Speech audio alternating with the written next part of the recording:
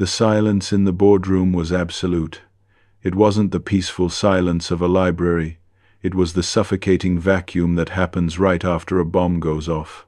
50 people, including the CEO and the entire board of directors, were staring at the massive screen behind Vera. Her confident smile had frozen into a rictus of pure terror. She clicked the remote frantically, trying to advance the slide, trying to hide the humiliating truth that was currently broadcasting to the entire company. But I had disabled the remote 3 minutes ago. I stood in the back, leaning against the cold glass wall, watching her perfect life disintegrate pixel by pixel. But to understand why I felt absolutely no pity for her in that moment, I have to take you back 3 weeks, to the day she decided I was disposable. I walked into the office that Monday morning, shaking the snow off my coat. The heating in the building was humming, but the atmosphere on the 42nd floor was always freezing. That was Vera's influence. She was the new director of operations, a woman who wore tailored suits like armor and treated her subordinates like ammunition. Use them once, then discard the casing. I was her senior analyst, which in her language meant I was the person who actually did the work she took credit for. "Kian," she called out before I even reached my desk. She didn't look up from her phone. "Conference room. Now, we have a crisis." I followed her. The office smelled of stale coffee and anxiety. Vera slammed a folder onto the glass table. "The quarterly projections are a disaster. If we present this to the board next month, we lose our funding. I need you to fix it." I opened the folder. The numbers weren't just bad, they were catastrophic. But they weren't accidental. I saw the patterns immediately. "Vera, these expenses.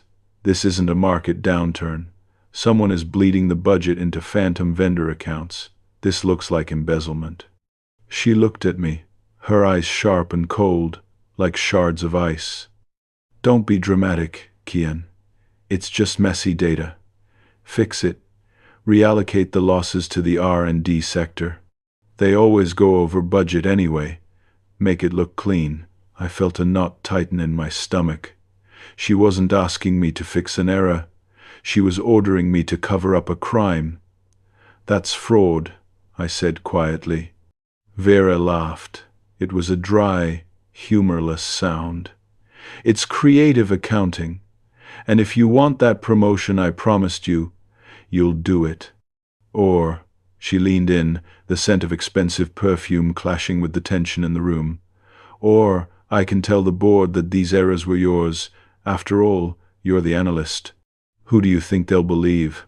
The director with 20 years of experience, or the guy she hired 6 months ago?" That right there was her fatal mistake. She assumed that because I was quiet, I was weak. This is a classic psychological blind spot known as the halo effect. She believed her status protected her from scrutiny, and that my lack of status made me defenseless. She thought she held the gun, never realizing she was standing on a landmine I had just armed. "I understand," I said, forcing my voice to remain steady. I looked down, playing the part of the defeated subordinate. "I'll handle it." "Good boy," she smiled, tapping her perfectly manicured nails on the table. "I want the final presentation on my server by Friday. And Kian, don't get clever." I walked out of that room with my heart hammering against my ribs. I wasn't scared. I was furious. I went back to my desk, sat down, and opened my terminal. The snow was falling harder outside, turning the city into a blur of gray and white, matching the cold calculation forming in my mind. She wanted me to cook the books. She wanted me to build the weapon that would kill my own career. So I decided to give her exactly what she asked for. For the next 2 weeks, I became a ghost. I worked 14-hour days. I arrived before the cleaners and left after the security shift change. To Vera, it looked like obedience. Every morning, I would send her progress updates, showing exactly what she wanted to see: falsified charts, buried expenses, and a narrative that painted her as the savior of the department. She ate it up. Her arrogance was blinding her.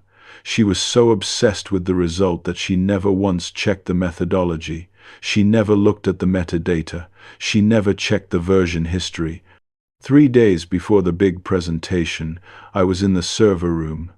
The hum of the cooling fans was the only sound. I wasn't fixing the numbers. I was tracking them. I had traced the phantom vendors Vera used. They all led back to shell companies registered to her brother-in-law. It was clumsy, greedy, and incredibly easy to find if you knew where to look. I compiled everything: the bank transfers, the original raw data, the emails where she threatened me. I had recorded our private meetings on my phone, and the altered spreadsheets she had approved. Then, the night before the presentation, the confrontation happened. I was packing my bag when Vera stormed out of her office. She looked manic. "Kian, I checked the slide deck. Why is the font on slide 12 different? I told you, perfection is non-negotiable." She was screaming about fonts while stealing millions. The absurdity of it made me want to laugh, but I kept my face blank. "I'm sorry, Vera. It's a rendering error.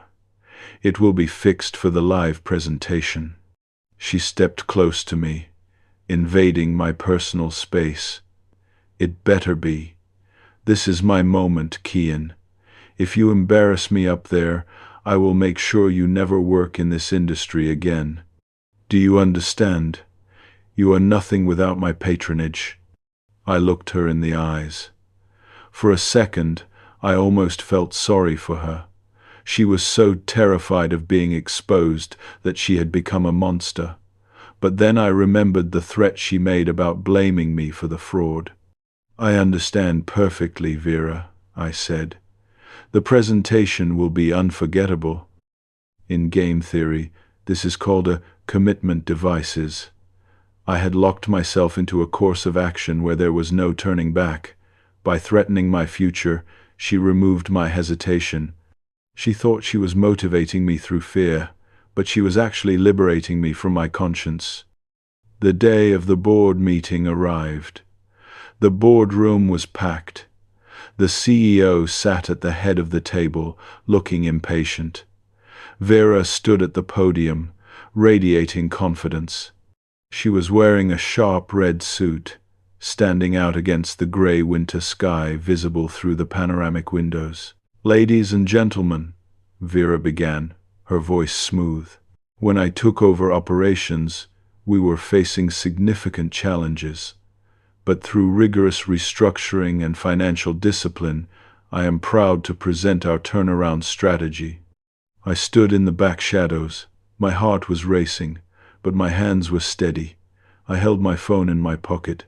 I wasn't controlling the presentation. She was, or at least, she thought she was. She clicked the remote. The first slide appeared. Q4 financial recovery. Impressive graphs, lies. "As you can see," she said, gesturing grandly, "we have reduced overhead by 15%. She clicked for the next slide. This was it. The screen flickered. The operational efficiency graph didn't appear. Instead, a video file began to play. It was grainy, black and white footage from the security camera in her own office. The audio was crystal clear. "I don't care about the regulations. Just bury the cost under consulting fees." Vera's voice boomed through the high-quality boardroom speakers. In the video, she was laughing on the phone. "The board is too stupid to check the invoices. We'll be rich before they even notice." The room went dead silent. Vera froze. She aimed the remote at the screen and clicked frantically. "Stop! Technical glitch! Stop this!" She clicked again. The slide changed. But it wasn't the graph she expected. It was a high-resolution scan of a bank transfer receipt. $250,000 transferred to Vortex Consulting with her brother-in-law's signature at the bottom. "What is this?" the CEO asked, his voice low and dangerous. He stood up slowly. Vera spun around, looking for someone to blame. Her eyes found me in the back of the room. "He did this!" she shrieked, pointing a shaking finger at me. "Kian, he hacked the system. He's trying to frame me." I didn't say a word. I just slowly pulled my hands out of my pockets and held them up. Empty. I wasn't touching a computer. I wasn't holding a remote. She was the one holding the clicker. She was the one advancing the slides. This was the beauty of the trap. I hadn't hacked the presentation during the meeting. I had replaced the file on the main server 10 minutes before she started. By the time she opened it, the Trojan horse was already inside. She was literally clicking through the evidence of her own crimes, presenting her guilt to the world with her own hand. She clicked again, desperate to move past the incriminating image. The next slide was an email chain. Subject line, scapegoat strategy. The text, projected 10 feet tall, read, asterisk, "If the audit happens, we pin the discrepancy on the senior analyst. Make sure his login credentials are used for the final entry." Asterisk. A collective gasp went through the room. The board members turned to look at me, then back at Vera. The color drained from her face, leaving her pale and ghostly against the red suit. "Vera," the CEO said. It wasn't a question, it was a sentence. "Security." 2 guards who had been standing outside the double doors stepped in. They didn't come for me. Vera dropped the remote. It clattered loudly on the floor, the sound echoing like a gunshot.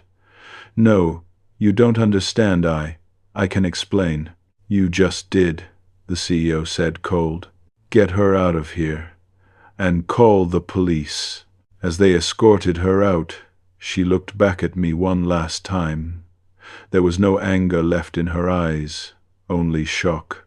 She couldn't comprehend how the invisible employee she had tormented had just orchestrated her total destruction without saying a single word.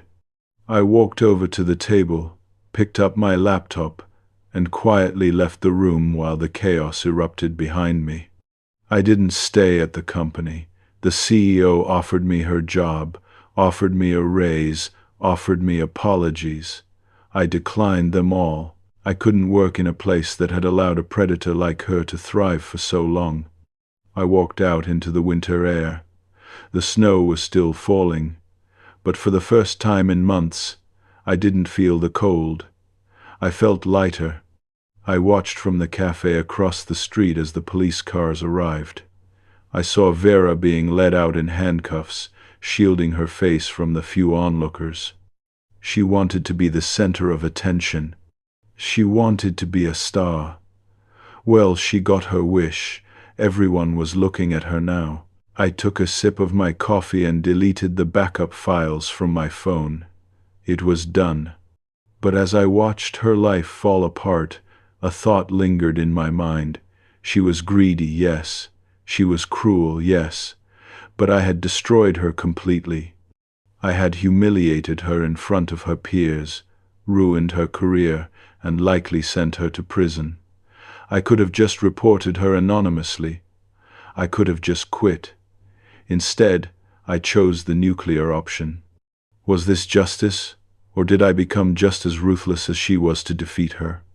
I honestly don't know.